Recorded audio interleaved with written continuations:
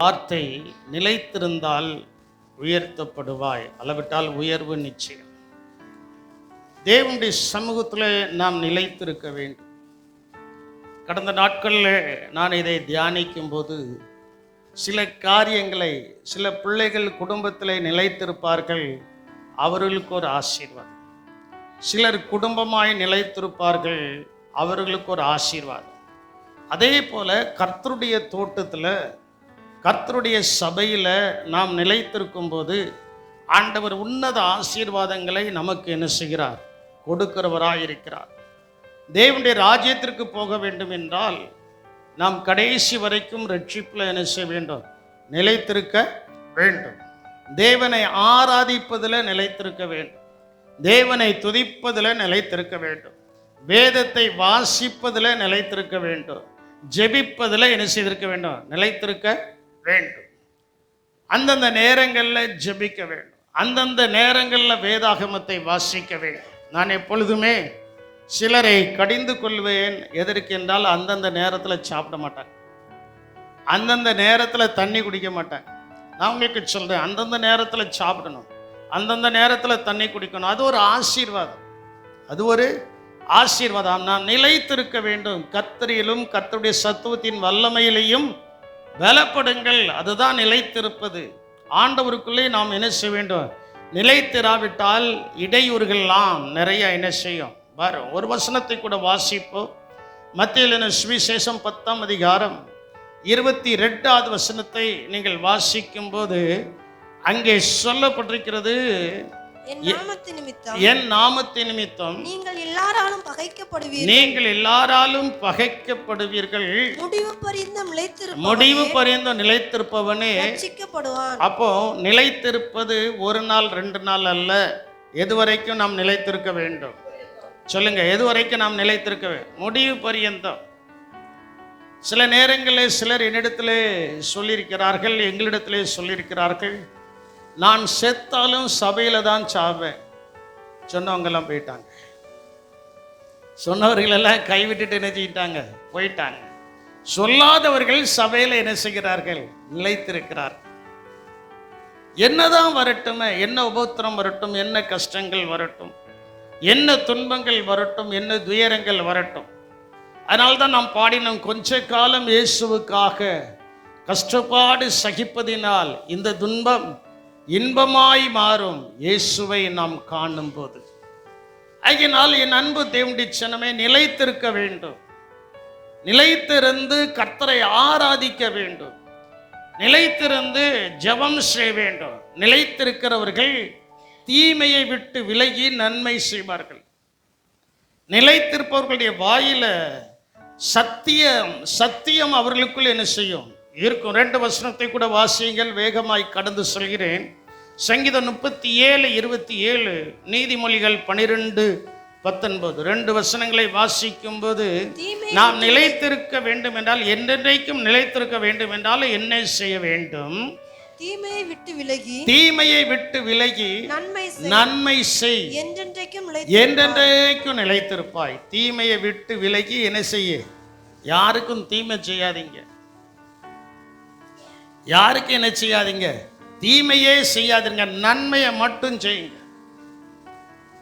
கர்த்தருக்குள்ள நன்மையை மட்டும் இதை செய்யுங்க. அதான் உலகத்தில் சொல்லுவாங்க, உபகாரம் இல்லாவிட்டாலும் உபத்திரம் இல்லாமல் என்ன செய்யணும்? இருக்கணும். நன்மை செய்ய முடியலையா? சத்தம் கட்டாமல் இருக்கணும். நன்மை செய்ய முடியல,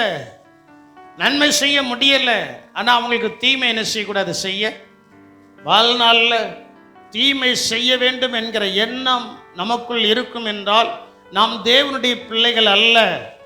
அவன் செய்த பிரகாரம் நான் செய்வேன், அவள் செய்த பிரகாரம் நான் செய்வேன் என்று சொன்னால் அது பழி வாங்குதல். அந்த பழி வாங்குதல் நமக்குரியது அல்ல. அதை நாம் செய்தால் நாம் பரலோகத்தின் வாசிகள் அல்ல. பரலோகத்தின் வாசிகள் அப்படி யாராவது நமக்கு தீமை செய்தால் அவர்களுக்கு பதிலுக்கு நாம் என்ன செய்ய வேண்டும்? நன்மையை தான் செய்ய வேண்டுமே தவிர தீமை செய்யக்கூடாது. தீமை செய்யணுங்கிற எண்ணம் நமக்குள்ள இருக்கக்கூடாது. காரணம் என்னவென்றால், நீதிமொழிகள் 12ஆம் அதிகாரம் 19வது வசனத்தில் சொல்லப்பட்டிருக்கிறது, சத்திய உதடு என்றும் நிலைத்திருக்கும். அப்போ தீமை செய்கிறவர்களுடைய வாய் பொய். ஒரு மனுஷன் ஒரு மனுஷி தீமை செய்கிறார்கள் என்றால் பொய் நாவோ ஒரு நிமிஷம் மாத்திரம் என்ன செய்யும்? இருக்கும். சத்திய உதடு என்றைக்கும் என்றும் என்ன செய்யும்? நிலைத்திருக்கும். பொய்யே சொல்லக்கூடாது. பொய்யே சொல்லக்கூடாது. பொய் சொல்ல வேண்டாம். சில நேரங்களில் சில காரியத்தை மறைப்பதற்காக பாஸ்டர்மாட்ட இப்படி சொல்லுவோமா அப்படின்ட்டு கேட்டாச்சுன்னா சொல்லிடுவாங்க. உண்மையை தான் சொல்லணும். உண்மையை தான் என்ன செய்யணும்? சொல்லணும். உண்மையை சொல்லுவோம். அதனால வருகிற காரியத்தை நாம் என்ன செய்யலாம்? சகித்து கொள்ளலாம். உண்மையுள்ள மனுஷன் பரிபூர்ண ஆசீர்வாதங்களை பெறுவான். கொஞ்சத்தில் உண்மையாயிருந்தால் வேத வசனம் என்ன சொல்கிறது? கொஞ்சத்தில், உங்களுடைய குடும்பத்தில் கொஞ்சத்தில் நீங்க உண்மையாயிருந்தால் ஆண்டவர் உங்களை அநேகத்தின் மேல் அதிகாரியாக மாற்றுவார். அல்லேலூயா. ஆண்டவர் எதை எதிர்பார்க்கிறாரு? எதை எதிர்பார்க்கிறாரு? நிலைத்திருக்க, கொஞ்சத்தில் உண்மையா, ஆண்டவர் தந்ததுல உண்மையா. ஆண்டவர் ஒருத்தனுக்கு 5 தாலந்தை கொடுத்தார், ஒருத்தனுக்கு 2 தாலந்தை கொடுத்தார், ஒருத்தனுக்கு 1 தாலந்தை கொடுத்தார். 5 தாலந்தை வாங்கினவன் 5 தாலந்தை அவன் பிரயோஜனப்படுத்தினான். 1 தாலந்தை வாங்கினவன் பிரயோஜனப்படுத்தல. பிரயோஜனப்படுத்தாதவனுக்கு நடந்ததான காரியம் உங்களுக்கு தெரியும். இயேசு நாம் நிலைத்திருப்பதற்கு நம்மிடத்தில் எதிர்பார்க்கிறது உண்மையை அவர் எதிர்பார்க்கிறார். அல்லேலூயா. பொய் நாவோ ஒரு நிமிஷம். ஒரு பழமொழி சொல்லுவாங்க, கெட்டிக்காரன் புழுவு சொல்லுங்க 8 நாள் தான். 8வது நாள் அது வெடிச்சிடும். 8வது நாள் அது என்ன செஞ்சிடும்? வெடிச்சிடும். ஆகினால் பொய் நாவோ ஒரு நிமிஷம். அந்த ஒரு நிமிஷத்துக்காக ஒரு பொய் சொல்லுவோம் என்று சொன்னால் அந்த நிமிஷத்துல ஏசப்பா வந்துட்டா நாம் கைவிடப்படுவோம். நாம் என்ன செய்வோம்? கைவிடப்படுவோம். ஆகினால் நாம் கைவிடப்படாதபடிக்கு உண்மை உள்ளவர்களாக இருக்கணும். எல்லா கோணங்களிலும் எப்படி இருக்கணும்? உண்மையாய் என்ன செய்யணும்? இருக்க வேண்டும்.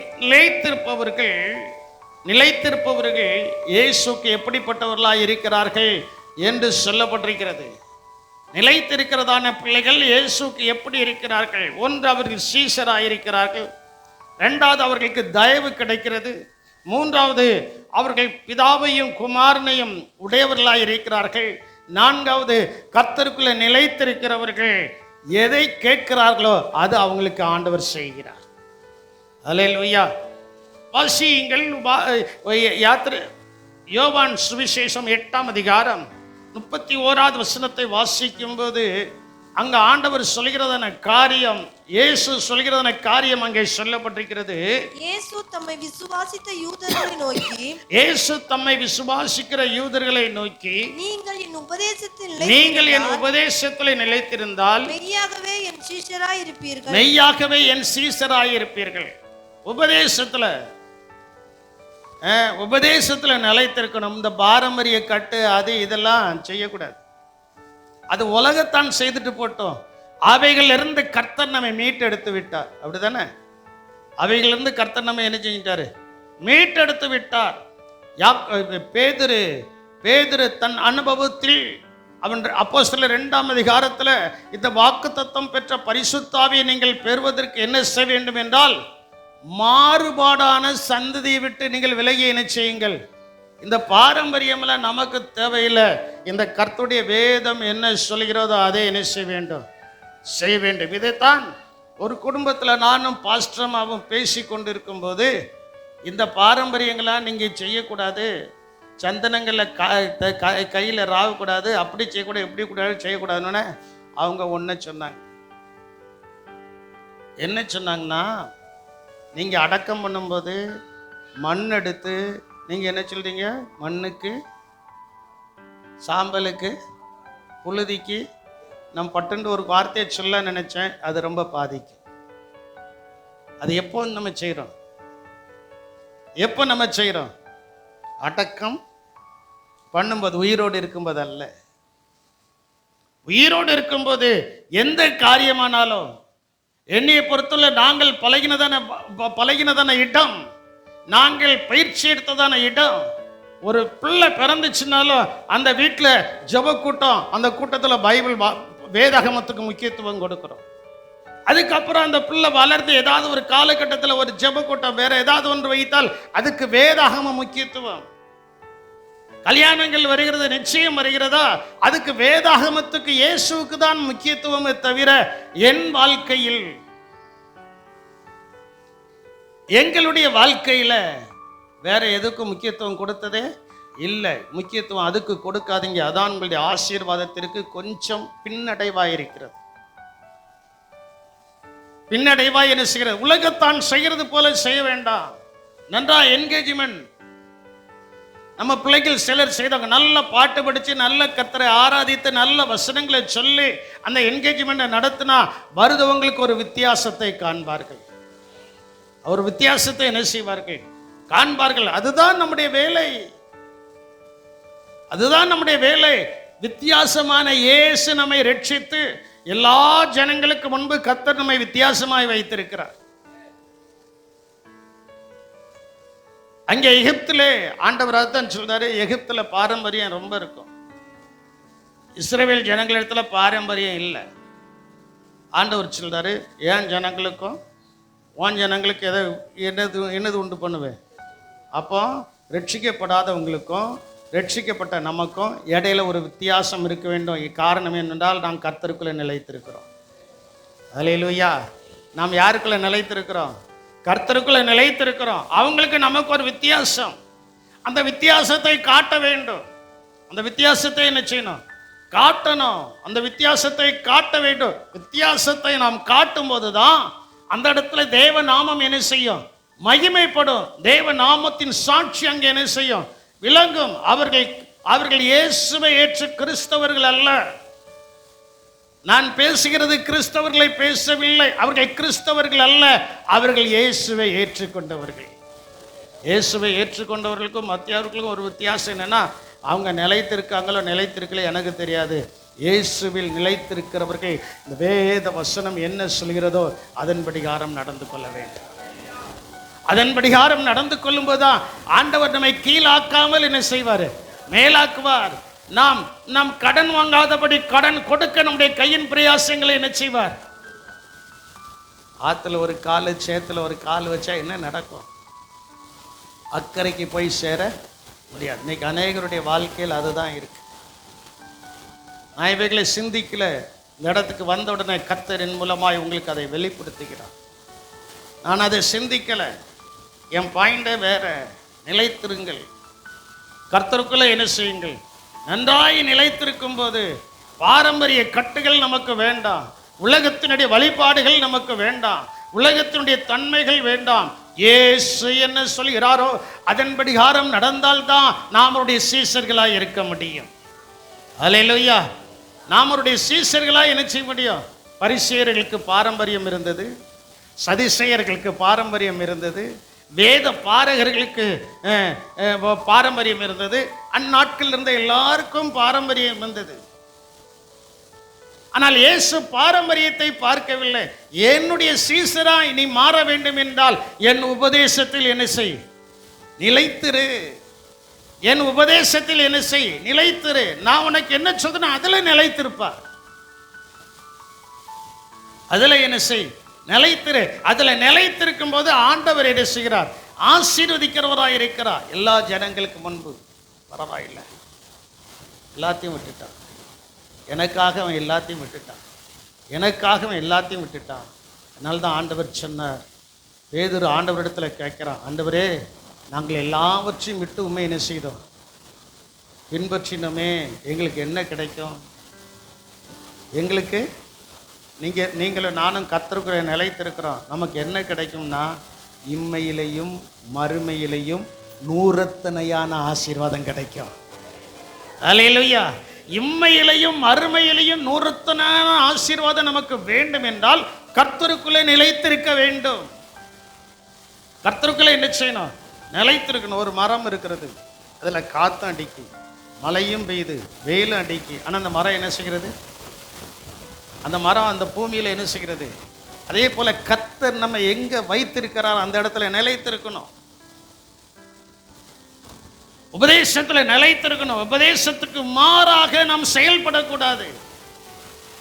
ரட்சிப்பு, ஞானஸ்நானம், அபிஷேகம், தெய்வீகம், பரலோகத்திற்கு போவதற்குரிய வழிகள், இவைகளில் நிலைத்திருக்கும் போது, ஆண்டவருடைய காரியத்தில் நாம் சரியா இருக்கும்போது, ஆண்டவர் பூமிக்குரிய ஆசீர்வாதங்களை நமக்கு கூடுதலாய் கொடுத்து கொண்டே இருப்பார். அல்லேலூயா. கூடுதலாய் கொடுத்து கொண்டே என்ன செய்வார் இருப்பார். நம்மை குறைவாய் நடத்துகிற தேவன் அல்ல. நம்மை குறைவாய் நடத்துகிற, குறைவாய் வைக்கிற தேவன் அல்ல. எல்லாவற்றையும் அவர் நிறைவாய் நமக்கு கொடுத்து சம்பூர்ணமாய் நடத்துகிற தேவனாயிருக்கிறார். எப்பன்னா நம்ம நிலைத்திருக்கும் போது, நம்ம நாணல் செடி மாதிரி அங்கெங்கேயும் என்ன செய்யக்கூடாது, அசையக்கூடாது.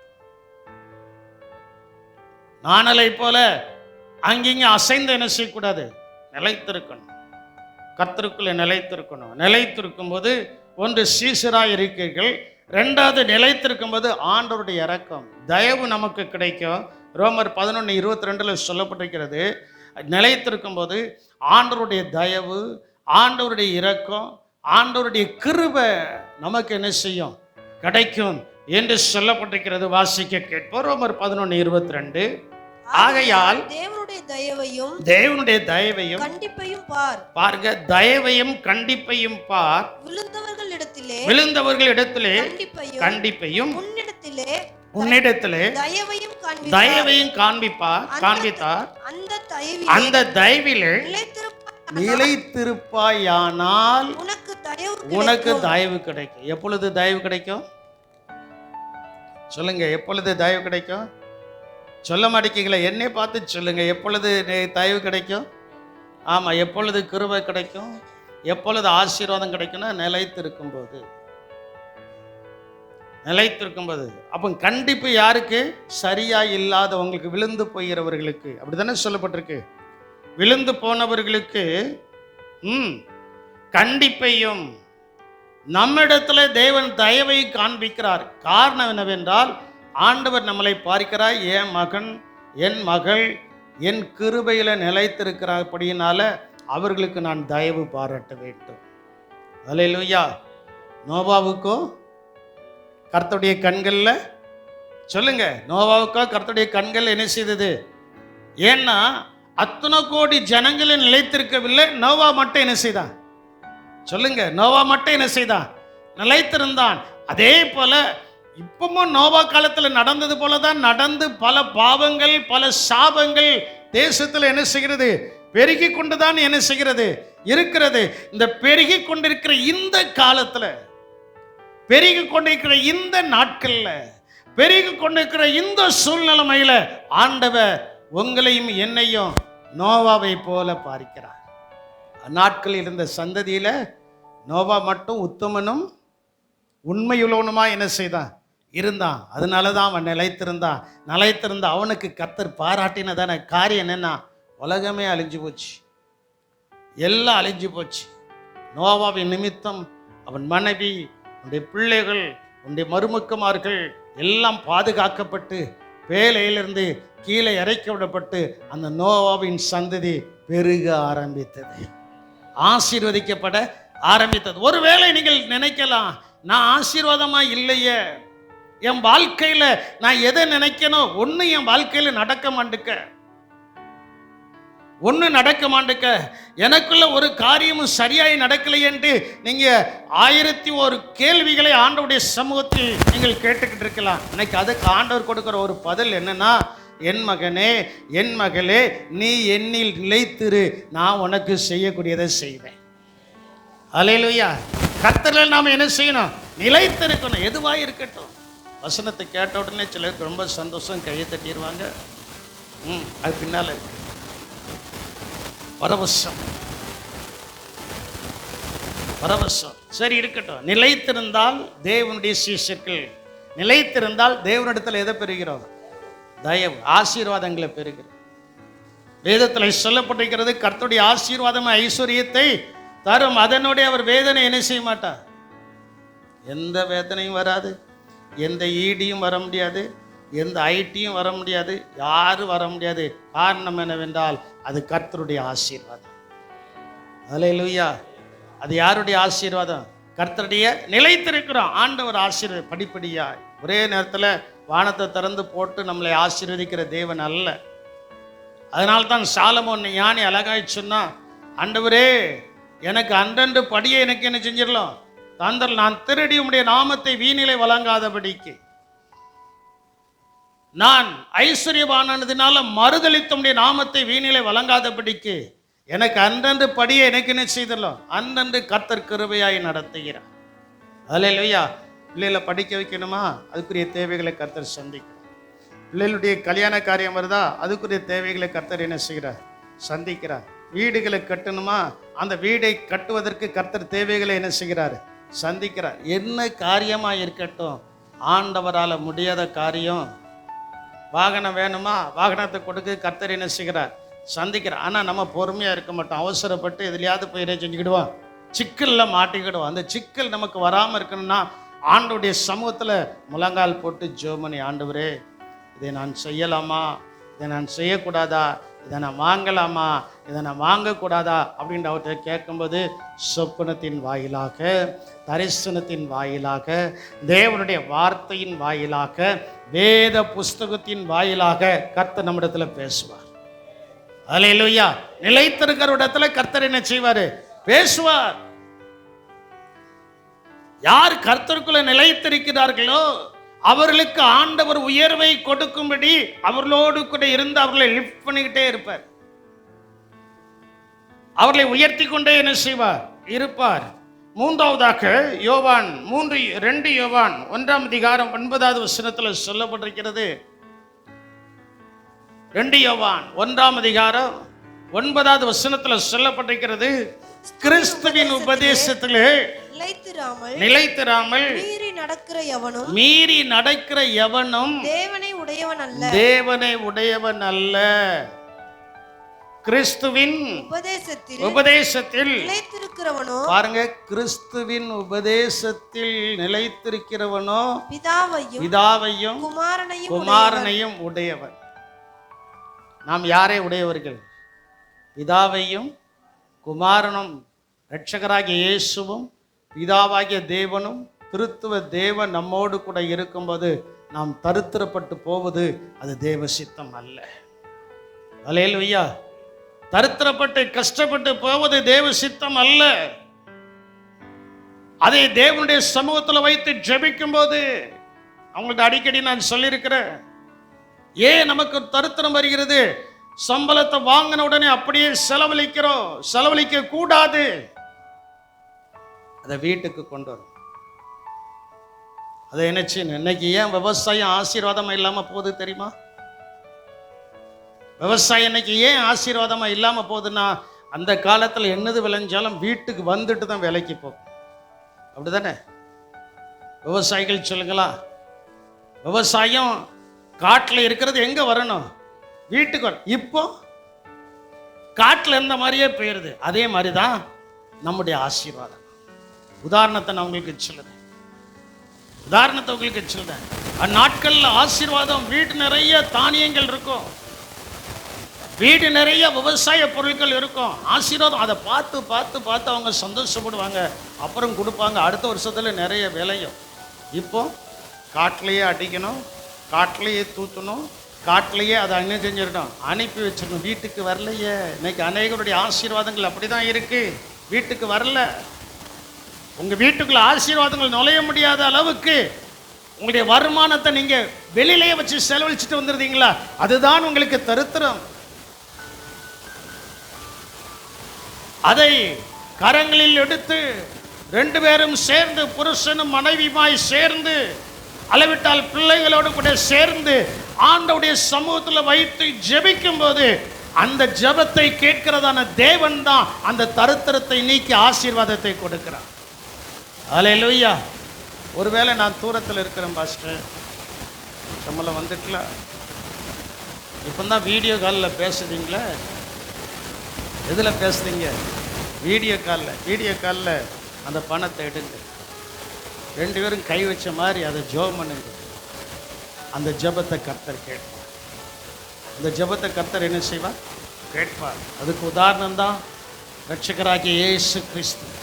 இரட்சகராகிய இயேசு கிறிஸ்து என்ன செய்தார்? 5 ஐப்பத்தையும் சில சிறு மீன்களை அவரிடத்தில் கொண்டு வந்து கொடுத்த உடனே நமக்கு இருக்கிறதான விசுவாச பார்வை வேற யாரிடத்துல இருக்காது.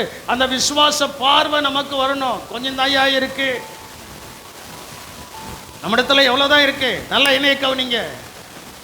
கொஞ்சம் தான் இருக்கு, நான் என்னையா செய்ய? ஒன்றும் செய்ய வேண்டாம், ஆண்டவருடைய கரத்தில் கொடுங்க.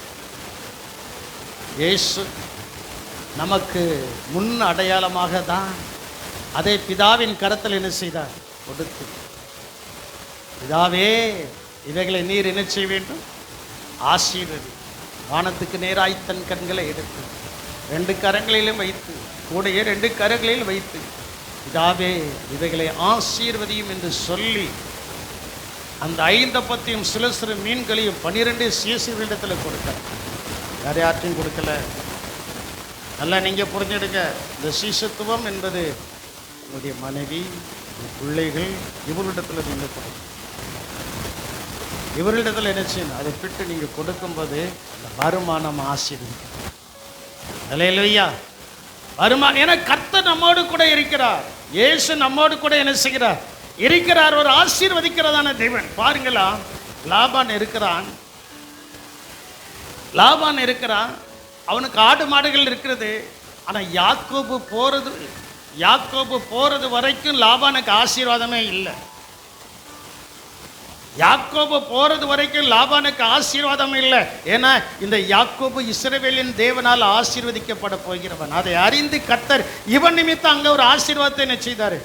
கொடுக்குறங்க. 30ஆம் அதிகாரம், ஆதியாகமம் 30ஆம் அதிகாரம் 31வது வசனம் நினைக்கிறேன்.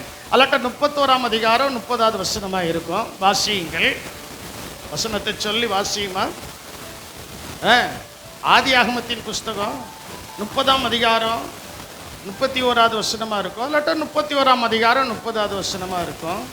அதில் சொல்லப்பட்டிருக்கிறது, நான் வரும் முன்னே உமக்கு இருந்தது கொஞ்சம், நான் வந்ததற்கு பின்பு கர்த்தர் உம்மை என்ன செய்திருக்கிறார்? மிகவும் என்ன செய்திருக்கிறார்? ஆசீர்வதித்திருக்கிறார் என்று சொல்ல. 30ஆம் அதிகாரம் 30வது வசனம் வாசிங்க. ஆதியாகமம் 30:30. நான் வரும் முன்னே உமக்கு இருந்தது கொஞ்சம், நான் வரும் முன்னே உமக்கு இருந்தது கொஞ்சம், நான் வந்த பின் கர்த்தர் உம்மை ஆசீர்வதித்தினார், நான் வந்த பின் கர்த்தர் உம்மை ஆசீர்வதித்ததினால் அது மிகவும் பெருகி இருக்கிறது. அது மிகவும் என்ன செய்கிறது? சொல்ல மாட்டேங்கிங்களா? அது மிகவும் என்ன செய்கிறது? பெருகி இருக்கிறது. இனி நான் என் குடும்பத்துக்கு சம்பாத்தியம் பண்ணுவது எப்பொழுது என்றார். அப்போ தேவனுடைய மனுஷன் அந்த வீட்டுக்குள்ள போறதுக்கு முன்னால இருந்தது கொஞ்சம் தான். நீங்களும் நானும் தேவனுடைய மனுஷன் தானா? நான் கேட்கறதுக்கு பதில் சொல்லுங்க. நீங்களும் நானும் தேவனுடைய பிள்ளை தானா? அப்போ தேவனுடைய பிள்ளைகளாகிய நம்மோடு கூட கர்த்தர் இருக்கும்போது நாம் ஏன் கொஞ்சத்தில் இருக்க வேண்டும்? நிறைவான ஆசீர்வாதம் நம்முடைய குடும்பத்தில் வந்து இறங்க போகிறது. அதுக்கு தான் கர்த்தர் நம்மை நிலைத்திருக்க வைத்து கொண்டு இருக்கிறார். அல்லேலூயா. நிலைத்திருக்கும் போது நிறைவான ஆசீர்வாதம் வரும். பார்க்கலாம், செட்டு போட்டு சொல்லியாச்சு, அட்வான்ஸும் கொடுத்தாச்சு, மீதி பணம் கொடுக்கணுமே அப்படிங்கிறத ஒரு எண்ணம் ஜோம் பண்ணிகிட்டே இருந்தோம். சாயங்காலம் ஒரு விசுவாசி 20,000 ரூபா என் அக்கௌண்ட்டில் போட்டு விட்டுருக்காங்க. யார் எவருங்களாம் சொல்ல மாட்டேன், கர்த்தர் அற்புதங்களை செய்கிறார். அப்போ எனக்கு அற்புதங்களை செய்யும்போது கர்த்தர் உங்களுக்கு செய்வாரா? செய்ய மாட்டார். தேவனுடைய காரியத்தில் நிலைத்திருக்க வேண்டும். தேவனுக்காக இருந்தது கொஞ்சம் தான். ஆண்டவரே, இதை வைத்து நான் ஆரம்பிக்கிறேன். இந்த ஆலயத்தை ஆரம்பிக்கும் போது என் கையில் இருந்தது வெறும் 250 ரூபா தான். வெறும் 250 ரூபா தான். 250 ரூபாயில் அந்த ஓடு போட்டதான செட் ஆரம்பிக்கப்பட்டது. ஒரு தேவனுடைய மனுஷனுடைய வார்த்தையை கேட்டேன். உன்னுடைய விசுவாசத்தை நீ பயன்படுத்து, விசுவாசத்தை நீ உபயோகப்படுத்து, விசுவாசத்திற்குள்ள கர்த்தருக்குள்ள வளர் என்கிற வார்த்தையை கேட்டேன். 250 ரூபாயை கொண்டு வந்து அஸ்திபாரத்தை போட்டோம். ஆண்டவர் அவ்வப்போது என்ன செய்தார்? அற்புதங்களை யார்ட்டையும் கேட்டு வாங்கலை. என்னை வளர்த்ததான சகோதரி இடத்துல கூட நான் கேட்டு வாங்கலை. உள்நாட்டில் இருக்கிறவங்கள்ட்ட கேட்டு வாங்கிடலாம், வெளிநாட்டில் இருக்கிறவங்கள்ட்ட கேட்டு என்ன செய்ய முடியாது. அப்புறம் நம்ம முகத்தையே பார்க்க மாட்டாங்க. அது எனக்கு நல்லா தெரியும். இந்த லிண்டல் மட்டத்தில் வந்து சபை நிற்கிறது. லிண்டல் மட்டத்தில் வந்து சபை நிற்கிறது. ஓடு போடுவதற்கு காசு இல்லை, அதுக்கு மேலே 2 அடி கெட்டணும், அதுக்கும் காசு இல்லை. பிரதர் கேசவன் பிரதர் உட்கார்ந்துருக்காருல, அந்த முக்கில் தான் போய் மத்தியானம் 12 மணி வெயிலில் முழங்கால் போட்டு ஜெபம் பண்ணிட்டே இருக்கிற, ஆண்டவரே நாளைக்கு எனக்கு ஒரு பெரிய அமௌண்ட்டை தரப்போறீர், இன்னைக்கு அதற்கு அஸ்திபாரமாய் ஒரு சின்ன அமௌண்ட்டை தரப்போகிறபடியால் ஸ்தோத்திரம் ஜெபம் பண்ணிட்டே இருக்கிற. எங்கள் அம்மா ஒரு 12:30 இருக்கும், 12:45 முக்காடை போட்டுக்கிட்டு நேரே வந்தாங்க. ஐயா உனக்கு ஒரு மணி ஆர்டர் வந்திருக்கான், நீ 2 மணிக்கு வீட்டில் இருக்கணுமா, போஸ்ட்மேன் வந்து நிச்சயவார் தருவார் அப்படின்னு. சரிம்மா நீங்கள் போங்க, நான் வாரேன், வெயிலாக இருக்குதியா சீக்கிரமாக வா அப்படின்ட்டு போயிட்டாங்க. எனக்கும் தேவனுக்கும் தான் தெரியும் நான் பண்ண ஜெபம். கூட கொஞ்சம் நேரம் இருந்து, ஆண்டவரே என்னுடைய ஜெபத்தை கேட்டபடியால் உமக்கு தோத்திரம் சொல்லி ஜெபம் பண்ணிட்டு அந்த ரூபாயை வாங்கி நாகர்கோயிலில் இருக்கிறதான விமலா என்கிறதான ஒரு சகோதரி, எங்கள் அம்மா மூலமாக அவங்களுடைய குடும்பம் ரட்சிக்கப்பட்டுச்சு, அவங்க அனுப்பியிருக்காங்க. வெறும் 500 ரூபா அனுப்புனாங்க. நான் கேட்டது என்னது, அடையாளத்துக்கு என்னது கேட்டேன். நீங்கள் என்னைக்கா அந்த விடாப்பிடி ஜெபம் இருக்கா உங்ககிட்ட? நிலைத்திருக்கிறவங்க ஜெபிக்கணும் ஆண்டவருடைய சமூகத்தில். அதனால தான் இன்னைக்கு என் சேரையும் டேபிளையும் அந்த இடத்துல போட்டு வச்சிருக்கிறேன். அது உங்களுக்கு தெரியாது, இன்னைக்கு தான் அந்த ரகசியத்தை உங்களுக்கு நான் சொல்லுது. ஜெபம் பண்ணிட்டு 2 மணிக்கு போய் அதுக்கு முன்னால் வீட்டில் சாப்பிட்டுட்டு போஸ்ட்மேன் எப்பண்டா வருவாருன்னு பார்த்துக்கிட்டு இருக்கிறேன். அவர் 2:30 வந்தார், வாங்கியாச்சு. அடுத்த ஜெபம், ஆண்டவரே நாளைக்கு ஒரு பெரிய அமௌண்ட் வரப்போகிறபடியால் உமக்கு ஸ்தோத்திரம். மறுநாள் கிட்டத்தட்ட ஒரு 72,000 ரூபா சொச்சம் ஒரு செக். என்னை தத்தெடுத்து வளர்த்ததான அம்மாவுடைய மகள் எனக்கு அனுப்பியிருந்தார். எதற்காக நான் இதை சொல்றேன்னா, அவங்ககிட்ட நான் கேட்கல, அவங்ககிட்ட எந்த காரியத்தையும் நம்ம பகிர்ந்துக்கிடல, ஆண்டவர்கிட்ட மட்டும் கேட்டோம். இன்னைக்கு ஆண்டவர்கிட்ட பேசுகிறதான அனுபவம் அநேக குடும்பத்தில் குறைந்து கொண்டு இருக்கிறது. நிலைத்திருப்பீர்களானால் பிதாவையும் குமாரனையும் உடையவர்களாக என்ன செய்வீர்கள்? அந்த பிதாவும் அந்த குமாரனாகிய இயேசு கிறிஸ்துவ நமக்குள்ள இருக்கும்போது ஏதாவது குறைவு வருமா? சொல்லுங்க, ஏதாவது குறைவு வருமா? எல்லாரும் சொல்லுங்க, ஏதாவது குறைவு வருமா? வராது. அப்போ அவருக்குள்ள நம்ம நிலைத்திருக்கோம். அவருக்குள்ள நம்ம என்ன செய்யணும்? நிலைத்திருக்கோம். ஜெபம் பண்ணு. ஆண்டவர்கிட்ட கேட்கும்போது ஆண்டவர் அந்த அற்புதங்களை செய்தார். சில நேரங்களில் சில விசுவாச குடும்பங்களுக்காக ஜெபிக்கிறோம். ஆண்டவரே அற்புதம் செய்யும், அற்புதம் செய்யும், அவர்கள் உமக்குள்ளே இருக்கிறார்கள் என்று அவங்க கேட்கட்டும் பாங்க. நான் எப்பொழுதுமே சொல்வேன், ஒரு ஊழியக்காரி பிறர் ஜெபிக்கிறதுன ஜெபம் 50% தான் கேட்கும். நீங்கள் யாரையாவது நம்பி ஏமாந்துடாதீங்க, 50% தான் கேட்கும். மீதி 50%க்கு நீங்கள் முழங்காலில் நிற்கணும். இல்லையா? நல்லா இணை கவனிங்க. 50%க்கு நீங்கள் என்ன செய்யணும்? முழங்காலில் நின்று ஆண்டவரேன்னு கேட்கணும். ரட்சிக்கப்படாதவனுக்கு கர்த்தர் அற்புதம் செய்வார். முதல்ல அற்புதம் செய்து அவனை உள்ளே கொண்டு வந்துடுவார். உள்ளே கொண்டு வந்து மறுபடியும் அவனை முழங்கால் போட வைப்பார். அல்லேலூயா. முழங்கால் போட என்ன செய்வார்? வைப்பார். அந்த அனுபவத்துக்குள்ளாக கர்த்தர் என்ன செய்வார்? கொண்டு வருவார். அதே போல உங்களை கர்த்தர் அந்த அனுபவத்தில், இந்த சபையில் இருக்கிற எல்லா விசுவாசிகளையும் தேவனாகிய கர்த்தர் அந்த அனுபவத்தில் வைத்திருக்கிறபடியினால நிலைத்திருக்கிறதுன உங்களுக்குள்ள எனக்குள்ள பிதாவாகிய தேவனும் குமாரனாகிய இயேசு கிறிஸ்துவும் கூட என்ன செய்கிறார்? இருக்கிறார். அவர் கூட இருக்கும்போது நமக்கு பயம் இல்லை. அவர் கூட இருக்கும்போது நமக்கு திகைப்புகள் இல்லை. அவர் கூட இருக்கும்போது நமக்கு அச்சம் இல்லை. அவர் கூட இருக்கும்போது நமக்கு ஆசீர்வாதம் தான். அல்லேலூயா, அல்லேலூயா. பாருங்களா, எங்கள் அம்மா ஒரு விதவை. நான் இன்னைக்கு இந்த இடத்துல நிற்கிறேன்னு சொன்னால் அவங்க நிலைத்திருந்து ஜெபித்ததான ஜெபம் தான். அல்லேலூயா. அதே போல நீங்க உங்களுக்காக, உங்களுடைய பிள்ளைகளுக்காக நிலைத்திருந்து ஜெபிக்கும் போது உங்களுடைய கண்கள் காணவும், உங்களுடைய கண்களுக்கு பின்பாகவும் அந்த பிள்ளைகள் பன்மடங்கு ஆசீர்வாதமாய் இருப்பார்கள் என்பதற்கு சாட்சியாக கர்த்தர் எங்களை வைத்திருக்கிறார். அல்லேலூயா. முழங்கால் போடணும், முழங்கால் போடணும். ஒரு நாள் ஒரு செந்திலுடைய வீட்டுக்கு நானும் எங்கள் அம்மாவும் போய் ஜோம் பண்ணும்போது நல்ல வீடை கட்டணும் அப்படின்னு சொல்லி என்ன செய்யணும் ஜோம் பண்ண. அவர் வீடு ரொம்ப சின்னது, காணாது. அவர் கல்யாணம் ஆகிறதுக்கு முன்னாலே அவங்க அப்பாவும் அவங்க பிரதர் செந்திலும் இருக்கும்போது அவங்க ஞானஸ்தானம் எடுத்ததற்கு பின் எதற்காக இதை சொல்லியம்னா, செந்திலுடைய வாழ்க்கையில் எத்தனையோ நிந்தைகள், போராட்டங்கள், அவமானங்கள், ஊருக்காரங்கள்லாம் சேர்ந்து நெருக்குனாங்க. நிலைத்திருப்பதுனால இன்னைக்கு மெயின் ரோட்டில் ஒரு வீடு, அதை பிரதிஷ்டை செய்யக்கூடாதபடி நிறைய தடைகள் இருக்குன்னு சொன்னாங்க. நாம் எல்லாரும் விசுவாசத்தோடு போய் அந்த வீட்டில் நின்னோம், ஜெபித்தோம், வசனத்தை சொன்னோம். எந்த தடையும் இல்லாதபடிக்கு அதை நேர்த்தியாய் கர்த்தர் முடித்து கொடுத்தார். அல்லேலூயா. காரணம் என்னன்னா, அவர் கர்த்தருக்குள்ள நிலைத்திருக்கிறார்.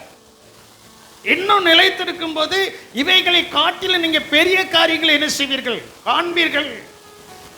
இவைகளை காட்டிலும் இன்னும் பெரிய காரியங்கள் நம்முடைய வாழ்க்கையில கர்த்தர் செய்யணும். அப்படின்னா கர்த்தருக்குள்ள நிலைத்திருக்கு. காற்று அடிக்கட்டும், புயல் வரட்டும், எது வரட்டும், அலைகளே வரட்டும், ஏசப்பா சொல்லிட்டாரு, ஏ வாடா பேதுருவை பார்த்தே வா.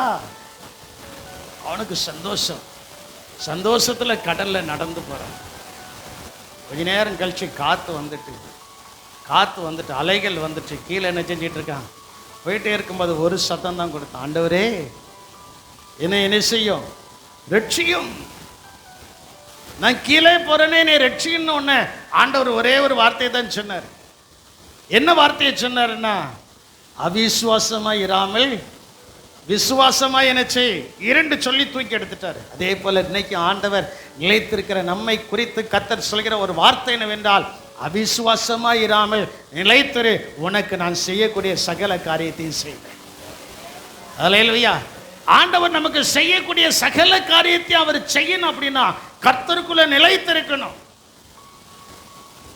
வசனத்தை குறித்து சொல்லப்பட்டிருக்கிறது, வசனத்தை குறித்து சொல்லப்பட்டிருக்கிறது. மார்க்கின் சுவிசேஷம் 4ஆம் அதிகாரம் 13 18 வரைக்கும் நீங்கள் வாசித்து பார்க்கும்போது, முள்ளுள்ள இடத்தில் விதைத்தவர்கள், வலியர்கே விதைக்கப்பட்டவர்கள், கற்பாறை நிலத்திலே விதைக்கப்பட்டவர்கள், நல்ல நிலத்திலே விதைக்கப்பட்டவர்கள். யார் தான் நிலைத்திருந்தார் சொல்ல மாட்டேங்கல. அப்போ நமக்குள்ள வேத வசனம் நன்றாய் விழுந்திருந்தால் நாம் நிலைத்திருப்போம். நிலைத்திருக்கும் போது அளவில்லாத ஆசீர்வாதங்களை கர்த்தர் நமக்கு தருவார். அல்லேலூயா. சில நேரங்களில் வசனத்தின் நிமித்தம் நமக்கு துன்பங்கள் வரும், வசனங்கள் நிமித்தம் நமக்கு நெருக்கங்கள் வரும். இந்த வேத வசனத்தின் நிமித்தம் நமக்கு நெருக்கங்களும் துன்பங்களும் வரும்போது நாம் நல்ல நிலத்தில் விதைக்கப்பட்டிருந்தால் அசராமல் கர்த்தருக்குள்ளே நிலைத்திருப்போம். ஆண்டவர் 30, 60, 100 பலன் கொடுக்க கர்த்தர் உங்களையும் என்னையும் உயர்த்துவார். அல்லேலூயா. அதில் 15ஆம் அதிகாரம் 4ஆம் அதிகாரம் 16, 17 சொல்லப்பட்டிருக்கிறது. சிலர் வசனத்தை கேட்ட உடனே ரொம்ப சந்தோஷம், எமோஷனலாக கைத்தட்டி ஜெபித்து எல்லாத்தையும் இது பண்ணிடுவாங்க. அந்த வசனத்தின் நிமித்தம் வாசிமா, அந்த வசனத்தின் நிமித்தம் முதல்ல இருந்தே வாசி. அப்படியே வசனத்தை கேட்ட உடனே அதை சந்தோஷத்தோட ஏற்றுக்கொண்டும், வசனத்தை கேட்ட உடனே சந்தோஷம். அப்பா ஆண்டவர் இன்னைக்கு என்கிட்ட பேசிட்டாரு, ஆண்டவர் இன்னைக்கு என்கிட்ட என்ன செஞ்சார், நல்லாவே பேசிட்டாருங்க. எப்படி பேசிட்டாரு சொல்ல மாட்டேங்கிங்களே. சிலர் சொல்றீங்களா, ஆண்டவர் இன்னைக்கு என்கிட்ட நல்லா பேசிட்டாரு. ஆனால் வீட்டுக்கு போனால் பழைய ஆள் மாதிரி தான் இருக்கும். அதில் மாற்றங்கள் என்ன செய்யாது. இல்லை, ஆண்டவர் பேசிட்டா வாழ்க்கையில் என்னது வரணும் சொல்ல மாட்டேங்கல. வாழ்க்கையில் என்னது வரணும், மாற்றங்கள் வரணும். மாற்றங்கள் இல்லாதபடி கர்த்தர் என்கூட நல்லா பேசிட்டான்னு சொன்னா நாம் கர்த்தருக்குள்ளே நிலைத்திருக்கவில்லை, இடற போகிறோம் என்று அர்த்தம். வாசிமா தொடர்ந்து, தங்களுக்குள்ளே வேர் கொள்ளாதபடியால், அதை சந்தோஷத்தோட ஏற்றுக்கொண்டும் தங்களுக்குள்ளே வேர் கொள்ளாதபடியினால் கொஞ்ச காலம் மாத்திரம் நிலைத்திருக்கிறார்கள். வசனத்தின் நிமித்தம் பாருங்க, இப்போ எதனால வருது, வசனத்தின் நிமித்தம் உபத்திரவமும் துன்பமும் உண்டான உடனே இடறல் அடைகிறார்கள். அடைகிறார்கள். இவர்களே இவர்களே கற்பாறை நிலத்தில் கற்பாறை நிலத்தில் இவர்கள் நிலைத்திருக்க முடியல. ஏன்? வசனத்தின் நிமித்தம் கொஞ்சம் துன்பங்கள் வருது, கொஞ்சம் இக்கட்டுகள் என்ன செய்கிறது, வருது. ஆண்டவரே அழகா சொல்லிட்டார், என் நாமத்தின் நிமித்தம் உங்கள் பேரில் பொய்யாய் செல்வார்கள், ஆனால் சந்தோஷப்பட்டு களி கூறுங்கள், பரலோகத்திலே உங்களுக்கு பலன் மிகுதியா என்ன செய்யும், இருக்கும். எல்லாம் வரதான் செய்யும். கிறிஸ்தவனுக்கு தாங்க எல்லாம் வரும், ரட்சிக்கப்பட்டவனுக்கு தான் எல்லாம் வரும். எல்லாவற்றிலையும் கர்த்தர் என்னோடு கூட இருக்கிறார் என்கிற மகிழ்ச்சியோடு அவைகளை நிலைத்திருந்தால் அவர்கள் மத்தியில் கர்த்தர் நம்மை கலங்கர விளக்காய் மாற்றுவார். மலையின் மேல் இருக்கிற பட்டணமாய் கர்த்தர் நம்மை உயர்த்துவார். மலையின் மேல் இருக்கிற வெளிச்சமாய் கர்த்தர் நம்மை வைப்பார். எல்லாருடைய கண்களுக்கு முன்பு ஆச்சரியப்படக்கூடிய அளவுக்கு கர்த்தர் நம்மை உயர்த்த வேண்டும் என்றால் அவரிலே நிலைத்திருங்க. யாரில்லை? கர்த்தரில் என்ன செய்யுங்க. வசனத்து நிமித்தம் உபத்திரங்கள் வரும்போது, துன்பங்கள் வரும்போது, உயரங்கள் வரும்போது நாம் நிலைத்திருந்தால் ஆண்டவர் நம்மளை ஆசீர்வதிப்பார். அல்லேலூயா. நம்முடைய வாழ்க்கையில் நிலைத்திருப்பதற்கு ஒன்று தேவ சித்தத்தின்படி செய்ய வேண்டும், ரெண்டாவது கர்த்தரை நம்பணும். கர்த்தரை என்ன செய்யணும்? நம்பி கெட்டு போயிட்டோமா பரவாயில்லை, கர்த்தரை நம்புகிற நம்பிக்கை நம்மிடத்தில் இருந்தால் ஒரு நாள் நாம் கெட்டு போக மாட்டோம். அந்த நம்பிக்கை நம்மை மென்மேலும் ஆசீர்வதிக்கும். மென்மேலும் என்ன செய்யும்? ஆசீர்வதிக்கும். உலகத்தில் தான் சகலமாக அழிந்து போகும். 1 யோவானின் புஸ்தகம் 2ஆம் அதிகாரம் 17வது வசனத்தில் வாசிக்கும் போது அங்கே சொல்லப்பட்டிருக்கிறது, உலகமும் அது நிச்சயம் ஒளிந்து போம், தேவனுடைய சித்தத்தின்படி செய்கிறவனோ அவன் பாருங்க, தேவ சித்தத்தின்படி செய்யும். அதான் உங்ககிட்ட சொன்னேன், இந்த பாரம்பரியம் சடங்காச்சாரம் இதெல்லாம் வேண்டாம். ஆண்டவரே உமக்கு சித்தம் எதுவோ, உமக்கு சித்தம் எதுவோ. அதனால தான் நம்ம பாடுவோம், தேவ சித்தம் நிறைவேற என்னையும் என்ன செய்கிறேன். ஒப்படைச்சாச்சுன்னா தான் நிலைத்திருக்கலாமே. தேவ சித்தம் நிறைவேற, தேவ சித்தம் நம்முடைய வாழ்க்கையிலே செய்யப்படும் போது நிலைத்திருந்த ஆசீர்வாதங்களை பெற்றுக்கொள்ளும். அல்லேலூயா, அல்லேலூயா. உங்களுக்கு முன்னால் இருக்கிற பரிசுத்தவான்களை கொஞ்சம் சிந்திச்சு பாருங்க. நல்லவர்களை சிந்திங்களா, ஏன் கெட்டவர்களை சிந்திக்கிறீங்க? உங்களுக்கு முன்னால் இருக்கிற நல்ல பரிசுத்தவான்களை சிந்திச்சு பாருங்க. அவருடைய நடக்கைகளை பாருங்கள். அவர்களை ஆண்டவர் எப்படி ஆசீர்வதிச்சிருக்கிறாங்க பாருங்கள். அவங்க ஏன் ஆசீர்வதிக்கப்பட்டிருக்காங்கங்கிறத தனியாக உட்காந்து யோசித்து பாருங்கள். அப்போ உங்களுக்குள்ள ஒரு மனமாற்றம் வரும். நீங்கள் யாரை யோசிக்கிறீர்களோ அவர்களை காட்டிலும் பன்மடங்கு ஆசீர்வதிக்கப்படுவீர்கள். அல்லேலூயா. அதுக்கு பதிலாக நிறைய மாறுதலான காரியங்கள் யூடியூப்பில் வரதான் செய்யும். நிறைய மாறுதலான காரியங்கள் வரதான் செய்யும். அதெல்லாம் தள்ளிடணும், புறம்பை தள்ளிட்டு விசுவாசத்தை துவக்குகிறவரும் முடிக்கிறவருமாகி இயேசுவை நோக்கி பொறுமையோடு என்ன செய்யணும், உடனே இன்னைக்கு எல்லாமே யூடியூப்பில் வரதான் செய்யும். அதெல்லாம் புறம்பே தள்ளிடணும். பாண்டா அதை தள்ளி நல்லதை பிடிச்சி ஆண்டோடைய சமூகத்தில் முழங்கால் நின்று ஜெபிப்போம்னா அப்படி வருகைக்கு நாம் செல்ல ஆயத்தமாக நிலைத்திருந்தால் தான் வருகையிலையும் போக முடியும். சும்மா வருகைக்கு பேர் ஒன்று நீங்கள் நினைக்காதீங்க. நிலைத்திருந்தால் தான் வருகைக்கு நிச்சய முடியும், போக முடியும். 1 யோவான் 2ஆம் அதிகாரம் 28வது வசனத்தில் சொல்லப்பட்டிருக்கிறது, கர்த்தருக்குள்ளே நிலைச்சிருந்தால் தான். சும்மா இப்படியும் அப்படியுமா இருந்தால் வருகையில் கைவிடப்பட்டுருவோம். வருகைக்கு போகணும்னா, ஆண்டவருடைய வருகைக்கு போகணும்னா, ஏசப்பா வரும்போது அவரோடு கூட போகணும்னா, முதலாம் உயிர்த்தெழுதலில் பங்கெடுக்க வேண்டும் என்றால் கர்த்தருக்குள்ளே என்ன செய்யணும், நிலைத்திருக்க வேண்டும். 1 யோவான் 2:28 அழகாய் சொல்லப்பட்டிருக்கிறது, இப்படி இருக்க பிள்ளைகளே அவர் வெளிப்படும் போது நாம் அவர் வருகையில் அவருக்கு முன்பாக வெட்கப்பட்டு போகாமல் தைரியம் உள்ளவர்களாக இருக்கும்படிக்கு அவரில் நிலைத்திருங்கள். அல்லேலூயா, அல்லேலூயா. அவர் வரும்போது நாம் வெட்கப்பட்டு போகாதபடிக்கு அவருடைய வருகையில் எடுத்துக்கொள்ளப்பட அவரில் என்ன செய்யுங்க. ஆமாம், இல்லை ஆண்டவரே நீர் இப்போ வர வேண்டாம், என் பொம்பளை பிள்ளைகளுக்கு கல்யாணம் வைக்கணும், என் ஆம்பளை பையனுக்கு கல்யாணம் வைக்கணும், எனக்கு இவ்வளவு காரியங்கள்லாம் இருக்குது, இதெல்லாம் நான் செய்யணுன்னா சரி மகனே நீ இரு, நான் போகிறேன். நான் ஆயத்தமாக இருக்கிறவங்கள கூட்டிகிட்டு என்ன செய்தேன் போறேன்னு அவர் பாட்டில் என்ன செஞ்சிருவாரு, போயிடுவாரு. நிலைத்திருக்கீங்களா?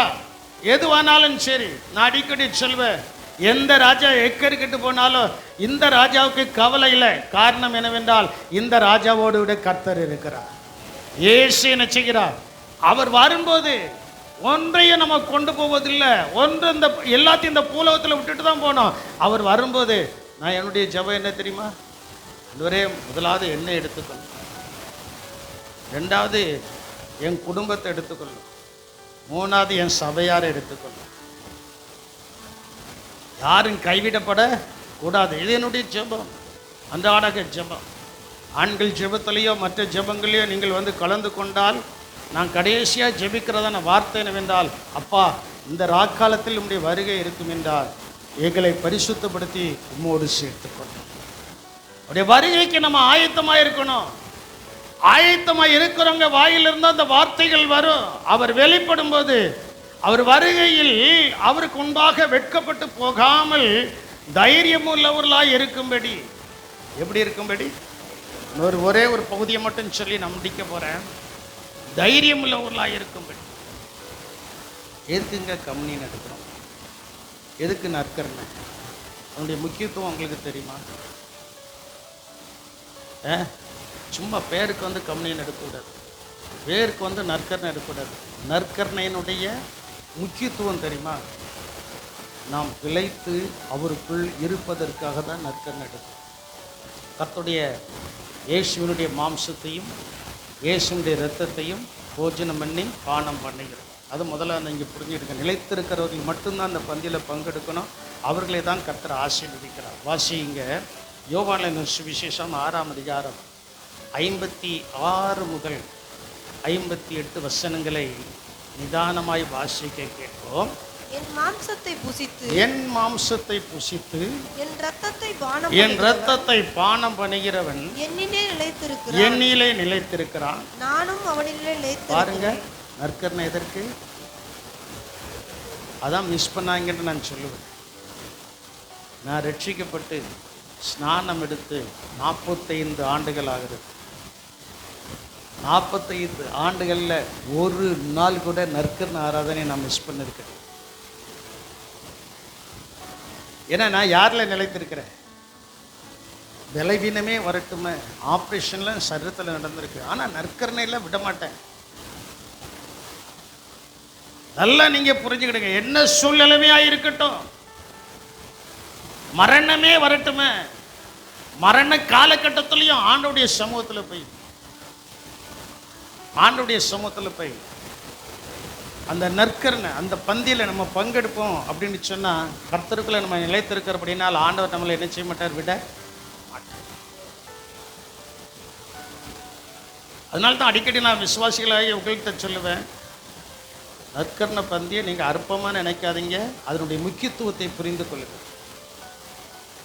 முக்கியத்துவம் என்ன? நாம் அவரில் நிலைத்திருக்கிறோம், அவரும் நம்மையில் என்ன செய்கிறார். அந்த பந்தியில் பங்கெடுக்கிறவங்களுக்கு தான் அதனுடைய முக்கியத்துவம். அடுத்த வசனம் சொல்கிறது, ஜீவனுள்ள பிதா என்னை அனுப்பினது போலவும் நான் பிதாவினால் பிழைத்திருக்கிறது போலவும் என்னை புசிக்கிறவன் என்னாலே பிழைப்பான். என்னாலே என்ன செய்வான்? வழியே இல்லைங்க. ஆனால் பிழை பூட்டுகிற தேவன் நம்மோடு கூட இருக்கிறார். அவர் சொல்றார், காகத்தை பாருப்பா, அவைகள் நூறுக்கிறதும் இல்லை, விதைக்கிறதும் இல்லை, களஞ்சியத்தில் சேர்க்கிறதும் இல்லை, அவைகளை உன் பரமபிதா பிழை பூட்டினால் அவைகளை பார்க்கிலும் நீ விசேஷித்தவன், உன்னை நிச்சயமாய் பிழை பூட்டுவார். அல்லேலூயா.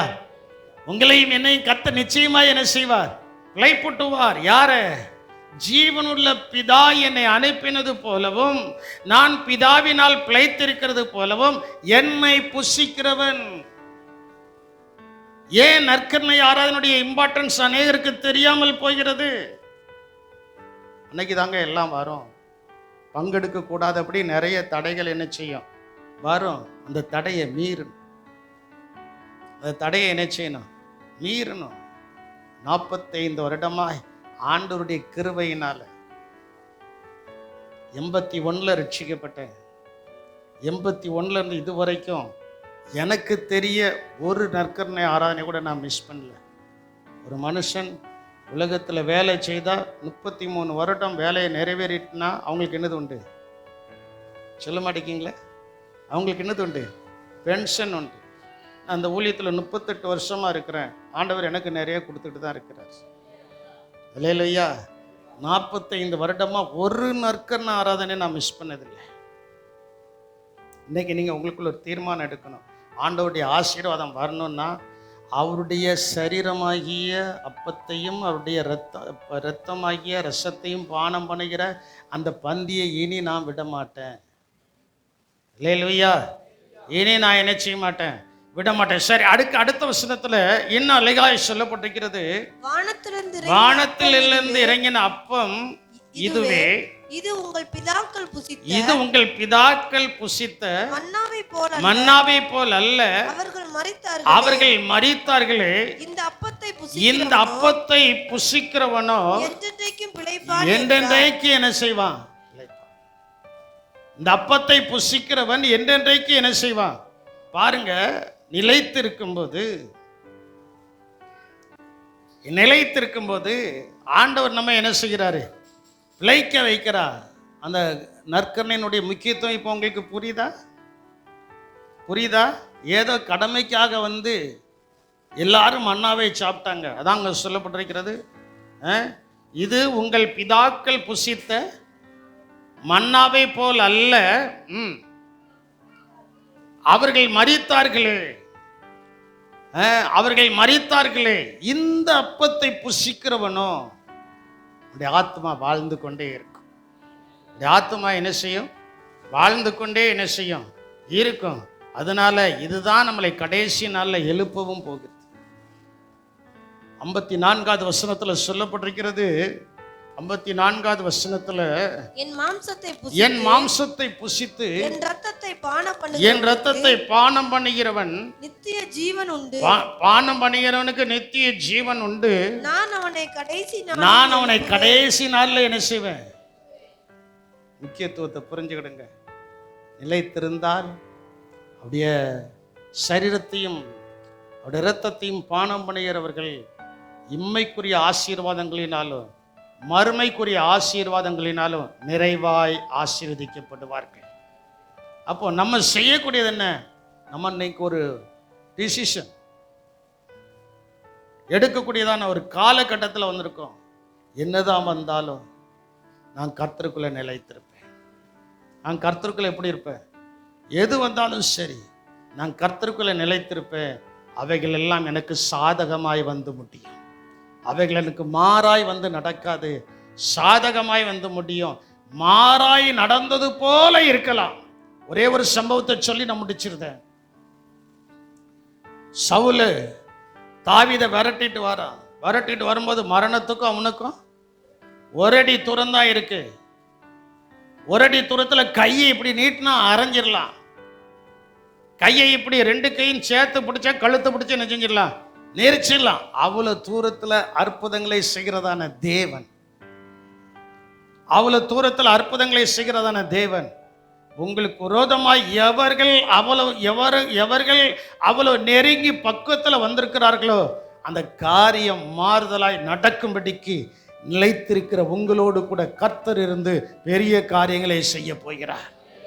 அல்லேலூயா. அப்படி அவர் பெரிய காரியங்களை செய்ய வேண்டும் என்றால் முழங்காலில் நின்று ஆண்டவருடைய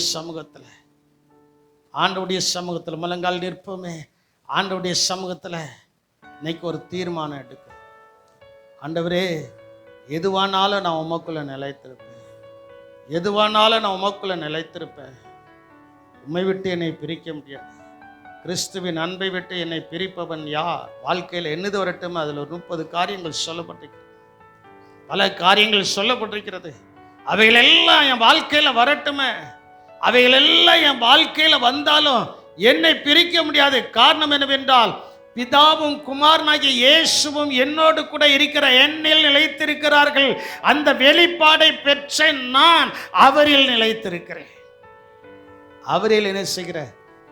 இன்னைக்கு கண்களை மூடி ஆண்டவருடைய சமூகத்தில் உடைய காரியங்கள் மாறுதலாய் நடக்க வேண்டும் என்றார். மொர்தெக்காயை அழிக்கலாம் என்றுதான் திட்டமிட்டப்பட்டது. ஆனால் காரியம் மாறுதலாய் நடந்ததில்லவா? இஸ்ரவேல் ஜனங்களை சபிக்க வேண்டும் என்றுதான் பிலேயாம் அழைக்கப்பட்டான். காரியம் மாறுதலாய் நடந்ததல்லவா? காரணம் என்ன? மொர்தெக்காய் கர்த்தருக்குள்ளே நிலைத்திருந்தான். இஸ்ரவேலர்கள் கர்த்தருக்குள்ளே நிலைத்திருந்தார்கள். அதனாலே காக்கப்பட்டது போல என்றும் தேவ சமூகத்திலே யாரெல்லாம் கர்த்தருக்குள்ள பூரணமாய் நிலைத்திருக்கிறார்களோ அவர்களுக்கு ஒரு உயர்வு நிச்சயமாய் வரப்போகிறது. அவர்களை கர்த்தர் நிச்சயமாய் உயர்த்தப் போகிறார். அந்த கண்கள், விசுவாச கண்கள் இப்பொழுது விசுவாச கண்கள் உங்களுக்கு ஏற்படட்டும். விசுவாச கண்கள் உங்களுக்கு ஏற்படட்டும். நோவாவுக்கு அந்த விசுவாச கண்கள் ஏற்பட்டது. நோவாவுக்கு அந்த விசுவாச கண்கள் ஏற்பட்டதுனால நடந்தது என்ன? அவனுடைய கண்கள் இயேசுவை நோக்கி பார்த்தது. அவன் கர்த்தரை நம்பினான். யெகோவா தேவன் சொல்கிற வார்த்தைகள் வெறும் வார்த்தைகள் அல்ல, அது நிச்சயமாய் நிறைவேறும் என்கிற நம்பிக்கை அவனுக்குள்ள வந்தது. அதே போல இப்பொழுது முழங்கால் இருக்கிற தேவ ஜனமே, உங்களுக்குள்ள அந்த விசுவாச பார்வை வந்து நீங்கள் கர்த்தருக்குள்ளே நிலைத்திருக்கும் போது அசையாத நங்கூரமாக்கிய இயேசு உங்களுக்குள்ளே வீற்றிருந்து உங்களை இம்மையிலும் மறுமையிலும் ஆசீர்வதிக்கும்படியாக எல்லா சாபங்களையும் கர்த்தர் நீக்கி உங்களுக்கு ஒரு பெரிய வாசலை திறந்து அந்த திறந்த வாசல் வழியாய் பல ஆசீர்வாதங்களை சுதந்தரிப்பதற்கு கர்த்தர் உங்களை உருவாக்கி கொண்டிருக்கிறார். தேவன் உங்களை உருவாக்கி கொண்டிருக்கிறார். 2 கரங்களையும் உயர்த்தி, ஆண்டவரே, என்ன காரியங்கள் எனக்கு மாறுதலாய் நடந்தாலும் நான் கர்த்தருக்குள் நிலைத்திருப்பேன். நான் கர்த்தருக்குள் நிலைத்திருப்பேன். நான் கர்த்தருக்குள்ள நிலைத்திருக்க முந்தின பரிசுத்தவான்கள் எப்படி உயர்த்தப்பட்டார்களோ அதே போல் நானும் நிச்சயமாய் உயர்த்தப்படுவேன் என்கிற நம்பிக்கையோடு கூட 2 கரங்களையும் உயர்த்தி அந்த தீர்மானத்தோடு கூட நல்ல கர்த்தரை ஸ்தோத்திரியுங்கள். வாதாத ஸ்தோத்திரம். நல்ல சத்தத்தை உயர்த்தி கர்த்தரை ஸ்தோத்திரம் பண்ணுங்க. கர்த்தரை உயர்த்தி சத்தத்தை உயர்த்தி கர்த்தரை ஸ்தோத்திரம் பண்ணுங்க. கர்த்தரை ஸ்தோத்திரம் பண்ணுங்க. நல்ல ஸ்தோத்திரம் பண்ணுங்க. உங்களுடைய ஸ்தோத்திரம் தான் உங்களை நிலைநிறுத்த போயிடுது. அந்த ஸ்தோத்திரம் தான் உங்களுக்கு ஒரு பெரிய ஆசீர்வாதத்தை கொண்டு போய் 2 கரங்களை உயர்த்தப்பட்டிருக்கணும். 2 கரங்களை உயர்த்தி நல்ல ஸ்தோத்திரம் பண்ணணும். இன்னைக்கு அதுதான் தேவை.